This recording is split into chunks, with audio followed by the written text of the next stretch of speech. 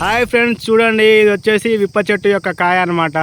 Hi hello నమస్తే, welcome back ఆదివాసి కుర్రాడు YouTube channel. Friends, ఇప్పుడు మీకైతే నేను ఒకటి చూపించబోతున్నాను.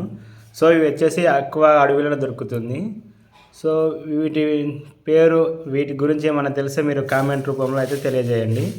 ఇప్పుడైతే నా ముందు ఉన్నాయి కదా, ఇక్కడ చూడండి. ఇక్కడ వీటిని వచ్చేసి ఇప్ప పూలు అంటారు అనమాట. చూడండి ఫ్రెండ్స్, ఇవి వచ్చేసి ఇప్ప పూలు. ఇవైతే ఎక్కువగా అయితే అడవి ప్రాంతంలో అయితే లభిస్తాయి ఫ్రెండ్స్. ఇవి విప్ప చెట్టుకు లభిస్తాయి. ఏంటి విప్ప పూలు అన్నది ఇంత బ్లాక్ ఉన్నాయి ఏంటని మీరు అనుకోవచ్చు.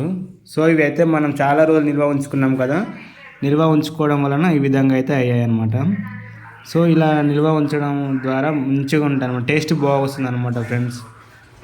చూడండి, మొత్తం వచ్చేసి విప్ప పూలు అనమాట. వీటిని మా ఆదివాసులు చెంచులు సేకరించి వీటిని అయితే అమ్మి జీవనం కొనసాగిస్తారనమాట. వీటిని వచ్చేసి పప్పులు అంటారు అన్నమాట ఫ్రెండ్స్.